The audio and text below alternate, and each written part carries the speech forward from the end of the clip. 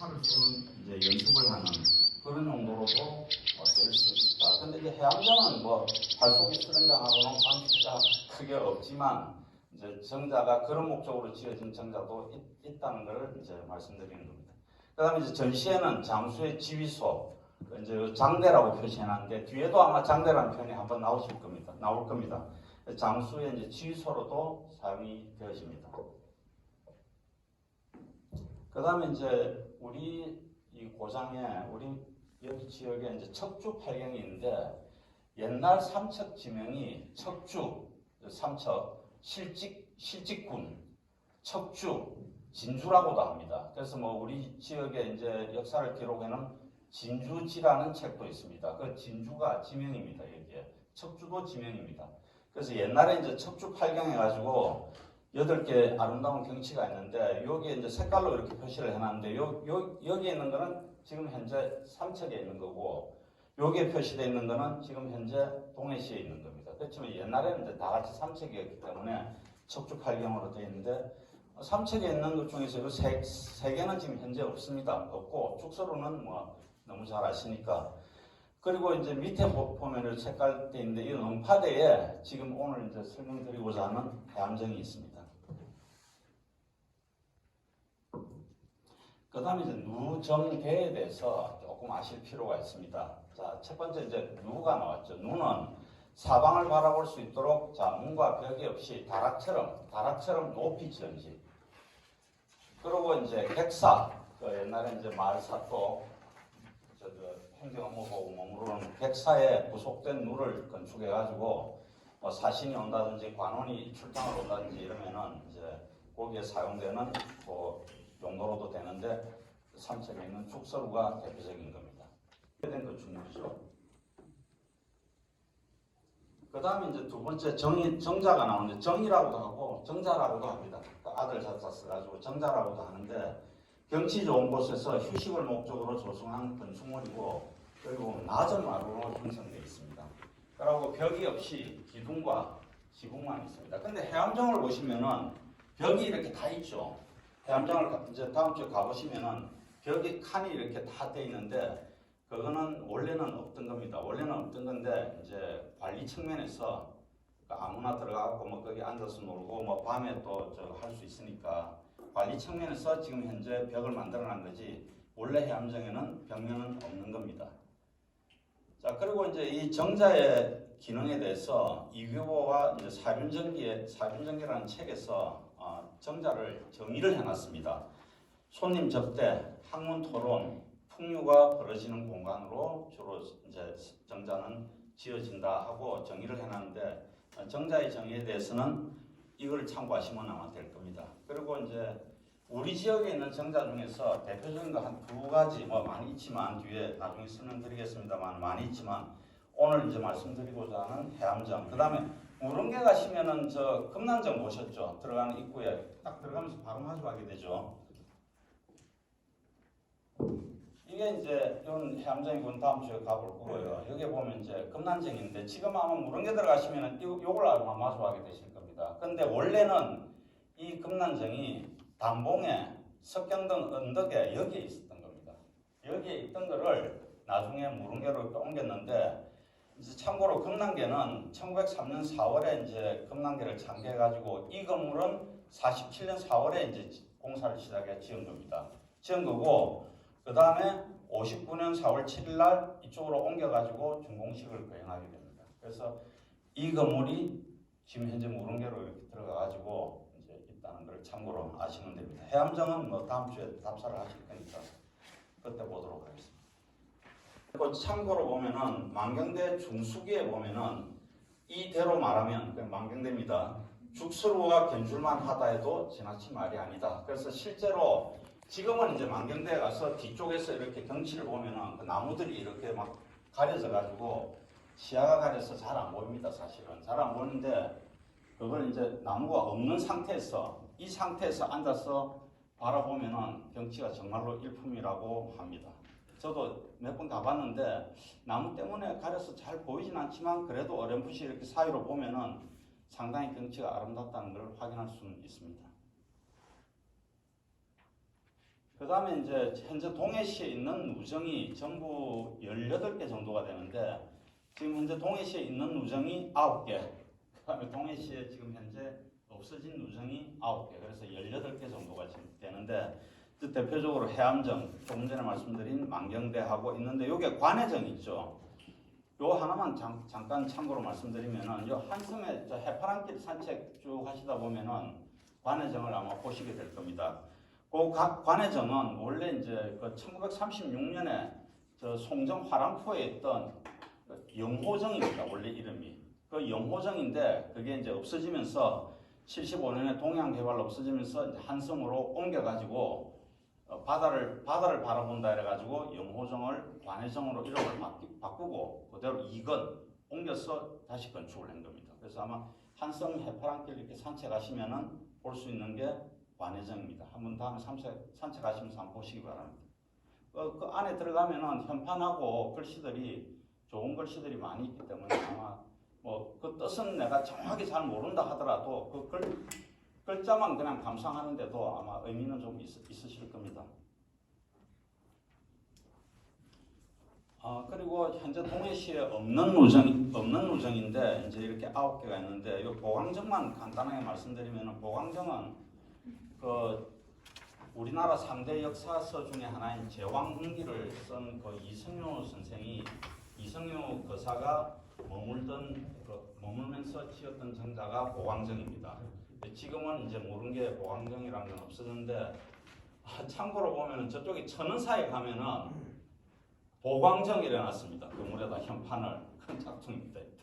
그건 오리지널 보광정은 아니고 이름을 차용해가지고 그 해놓은 보광정이고 원래 보광정은 이성유 거사가 무릉계에다가 지었다는 그겁니다. 그럼 그 기록이 어디에 있느냐면은 그 보광정기라는 그 글을 쭉 읽어보면은 내가 사는 여기는 중대동이고 해가지고 쭉 보광정기에 기록이 다 나옵니다. 나오기 때문에 중대동 하면은 천은사가 될 수는 없죠. 무릉계죠, 중대동은. 그래서 무릉계에 보광정이 있었다. 지금 현재 천은사에 있는 보광정은 이름만 갖다 빌려가지고 현판을 달았다. 그렇게 알고 계시면 됩니다. 또 천은사 가셔가지고 보광정이 여기 있네? 이게 뭐 그렇게 생각하시면 안 됩니다. 그건 이름만 차용한 거고 실제 보광정은 없습니다. 지금 현재는. 무릉계에 있었다고 하는데. 그 다음에 이제 해암정에 대해서 말씀드리면은 해암정 이제 보시면 1361년에 이 심동로공이 이제 내려와서 낙향해가지고 건립을 하고 그 다음에 이제 시간이 지나면서 그 후손인 심은광 이분이 강원도 관찰사 그 지금으로 하면 강원도지사죠. 강원도 관찰사가 돼가 오셔가지고 이제 허물어진 해암정을 1530년에 중건합니다. 그리고 이제 1794년에 다시 중건은 다시 짓는 거고 중수는 뭐 기둥하고 이런 골격은 놔두고 다시 이제 수리하는 거죠, 그죠? 그래가지고 1794년에 중수를 했습니다. 그래서 낮은 1단의 석축 기단 위에다가 정면 3칸, 측면 2칸, 그 다음에 이제 팔짝 지붕 형식으로 지었는데 그 팔짝 지붕은 다음 화면에서 설명을 간단하게 드리겠습니다. 원래는 이제 판자벽이 없어야 되는데 현재 관리상 전면에다가 문을 내고 판자벽을 관리상 이제 설치를 해놨습니다. 그래서 해암정은 이제 뒷문을 열면은 능파대가 병풍처럼 서 있고 동해 푸른 바다가 이제 정원처럼 펼쳐지고 일출이 특히 아름답습니다. 그리고 강원도 유형문화재 63호로 지정되어 있는데 여기 사진을 보시면은 이거 보면은 3칸이죠 정면. 또 측면을 보면 2칸입니다. 그래서 정면 3칸, 측면 2칸. 그러니까 이제 능파대 요 해암정 요 뒷문을 열고 보면은 지금 이제 우리가 가서 보기는 요 승림이 보입니다. 요거는 이제 사진을 확대한 거고. 그래서 뒷문을 열면은 이제 이 승림이 쫙 펼쳐지고 경치가 아름다운 경치가 이제 나오고 그 다음에 여기에 보시면 이제 능파대 일출. 일출은 뭐 우리나라 애국가의 제일 첫 소절에 등장하는 이제 메인 화면이기도 합니다. 그러니까 추암의 일출도 일출 문화유산인가 뭘로 해가지고 1호로 지정이 됐다고 제가 알고 있습니다. 그 정도로 유명합니다, 일출은. 그리고 앞에서 이제 팔짝 지붕이 나왔는데 여기하고 이쪽을 잘 보시면 됩니다. 여기하고 여기하고 여기를 보시면은 요렇게 팔자 모양으로 된 게 팔짝 지붕이고 요렇게 이제 시옷자로 된 게 요거는 맞배 지붕이고 요런 식으로 된 거는 우진각 지붕입니다. 주로 보시면은 이 팔짝 지붕하고 맞배 지붕하고 요런 형식을 우리나라 사찰에 가시면은 자주 확인할 수 있으실 겁니다. 순찰 다니는 사이에 와 보니까 이 소복이 최건축이라는 그 망상, 지금 현재 저 망상에 사는 최건축이라는 유생한테 시집을 들고 가버린 거예요. 그래서 이제 이 망상촌에 이르러 가지고 최건축 집 이제 망상을 이렇게 지나가는데 이제 이 최건축이라는 사람이 어떤 사람인지 한번 얼굴을 한번 보려고 이제 온 고래 유성들을 다 모여라 해갖고 그럼 내가 강의를 한번 하고 갈게. 내가 이제 최건축의 얼굴을 보려고 다 모여라 한 겁니다. 했는데 이 최건축이가 이제 뭐 실력이 좀 변변치 않아 보니까 자기는 참석을 안 하고 대타로 대신해서 다른 사람을 보낸 겁니다. 그래가지고 이제 참석한 사람 명부를 점검하면서 최건축을 또 들어오라고 하니까 뭐 행색이 깨세세하게 뭐 이런 사람이 또 들어왔는데 정철 관찰사가 또 보니까 아니 소복이 어떻게 이런 사람한테 시집을 가 있느냐. 그래가지고 이제 풍치하고 행동거지가 너무 조잡하니까 용모도 남을 움직이기에 부족한데 어찌 그토록 아름다운 여자의 마음을 사로잡을 수 있었단 말인가 한탄하면서 책도 안 펴고 강의도 그냥 대충대충 하고 갔는데 이때만 해도 정철이 이 최건축이가 대신 사람을 보낸 것을 몰랐다고 합니다. 그래서 이제 이런 이야기가 전해지는데 여기에서 저는 이 부분을 아주 유심하게 봤습니다. 진주길이라 해놨죠. 이 진주가 처음에 말씀드린 대로 지금 산책입니다. 그러니까 정철이 관찰사가 돼가지고 망상을 지나면서 진주길로 간 건 같아요. 삼척으로. 삼척으로 가면서 아마 이때 당시에 해암장에 들러가지고 석종암이라는 현판을 남기고 가지 않았을까라고 생각합니다. 그 다음에 이제 해암장 내부 현판 보시면은 이렇게 한 15개 정도 현판이 있습니다. 15개 현판 중에서 이제 요 시문으로는 삼년 김창업의 시문하고 그 다음에 중수기로는 이민보의 해암정 중수기 요게 유명해서 요 사진만 해놨고 프린트물에는 아마 전체 사진이 다 있을 겁니다. 그럼 참고하시기 바랍니다. 그래서 간략하게 요 김창업하고 요 해암정 중수기에 있는 이 문장을 다 읽어볼 수는 없고 여기서는 프린트물에는 다 나와 있습니다. 전문이. 요 중에서 그 아름다운 경치에 관련된 부분만 요약해서 잠깐 말씀드리면은 시문에 보면은 여기에 자라가 머리에 있는 바위돌이 촘촘한데 넓은 신선 웅크린 발 차갑고 파도 부딪혀 허공으로 솟아 종소리 울려 퍼지는데 그래서 종소리 울려 퍼지는데 하니까 조금 전에 석종암 생각나시죠? 그 경치가 그만큼 좋고 그러니까 누구나 그 현판에 그런 감정을 시로서 느낄 수 있기 때문에 시로서 표현할 수 있었다. 그렇게 보시면 될 것 같습니다. 네, 저는 뭐 지난주에 또 왔었지만 지금 신한대학교의 교양학부, 그러니까 리나시타 교양대학이라는 이상한 이름을 붙였는데 거기에 교수로 있는 이경묵이라고 합니다. 뭐 제가 지난 시간에 말씀드렸던 것을 그대로 반복할 수는 없을 거고 그러면 2시간이 걸릴 테니까 맨 앞에 제목이 기록연구원 양성과정입니다. 그리고 이 첫 페이지에 보면 여기 표지에도 나오는데 표지 맨 위에 왼쪽에 보면 이상한 그림이 있죠. 그러니까 손을 그리고 있는 손. 지난 시간에 설명을 드린 적이 있습니다. 그러니까 이게 잘 보면 위쪽에 있는 손이 아래쪽을 그리는 건지 아래쪽에 있는 손이 위에 그 손을 그리고 있는 건지 그러니까 계속 들여다보면 볼수록 알쏭달쏭하죠. 제가 이 그림을 다시 언급해서 말씀을 드리는 이유는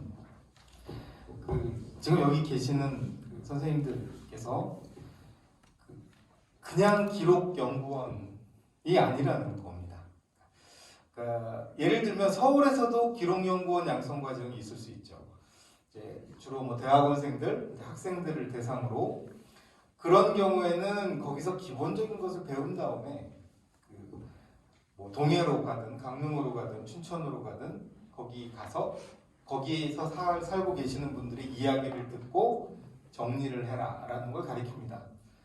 그런데 지금 여러분들은 여기 지금 동해시에 계시고 또 동해시에 있는 분들과 만나서 이제 무언가 기록하고 쓰고 뭐 이런 일을 하게 되시는 거죠. 그러니까 본인이 외지 사람인데 다른 지역에 가서 쓰는 게 아니라 여기서 살고 계시는데 여기 또 살고 계신 다른 분들과 이야기를 하고 질문을 해서 그걸 쓰시는 일을 하게 됩니다. 그러니까 그냥 기록 연구원이 아니고 정확하게 보면 지금 사시는 곳에 대해서 스스로 쓰시는 거죠. 근데 그걸 쓰기 위해서 또 같이 동해시에 살고 계신 분들하고 이야기를 나누게 되는 거죠.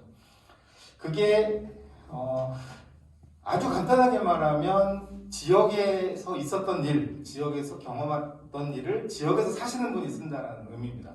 이 말은 제가 지난 시간에 지난 한 일주일 전에 말씀드렸듯이 외지에 온 사람이 와서 그분들의 역사를 듣고 써준다라고 하는 것과는 달라야 됩니다. 그러니까 다르지 않으면 그러면 뭐 서울에 있는 젊은 대학원생이 더 잘한다라고 말할 수밖에 없겠죠.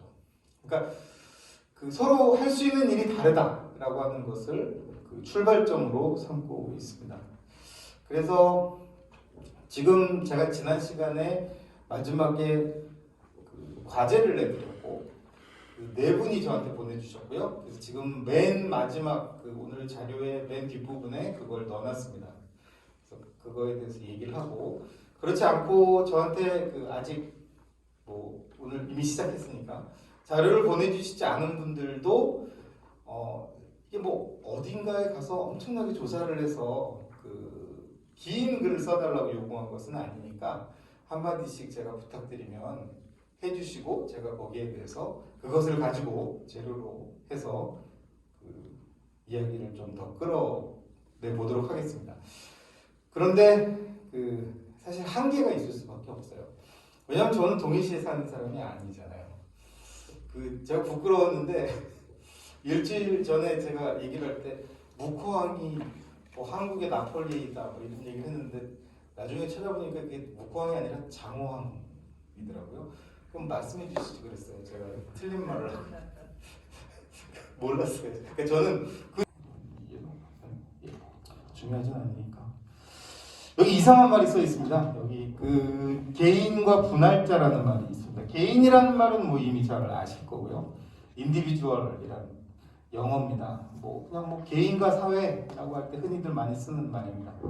그런데 이거 너무나 당연하죠. 그러니까 저도 개인이고 여기 계신 분들 선생님들도 다 개인입니다. 한 사람이고. 근데 이게 이제 영어로 따진다면 여기 마치 중고등학교로 되돌아온 것 같죠? IN이라는 게 안 된다는 뜻입니다. 그리고 디비주얼이라고 하는 건 나뉜다는 뜻입니다. 즉 나는 나뉘지 않는다는 겁니다. 그러니까 그 나를 나누면 더 이상 내가 아니게 되는 그러니까 아주 기본적인 단위라는 거죠. 이거를 그러니까 뭐 상식적으로 말을 하면 뭐 이게 인디비주얼이 나뉘게 되면 뭐 정신분열증이다. 그러면은 좀 그렇게 좋은 말은 아닙니다만 미쳤다는 소리죠. 예. 그런데 그거에 반대돼서 쓰는 말이 디비주얼입니다. 그러니까 나뉘어지는 사람, 나뉘어질 수 있는 사람이라고 하는 개념이 있습니다. 그 학교에서 배우는 모든 거의 대부분의 교과서에는 다 개인이란 말이 나옵니다. 그래서 우리가 지금 생각하는 것도 다 개인이라고 하는 것을 기준으로 해서 생각을 하는데요. 사실 개인이라고 하는 것하고 셀프라는 말이 좀 다른데 셀프는 자기라는 뜻이고요. 그러니까 그 유행가 가사 중에 뭐 내 속엔 내가 너무 더 많아 뭐 이런 가사에 가시나무 생각 뭐 이런 노래도 있죠.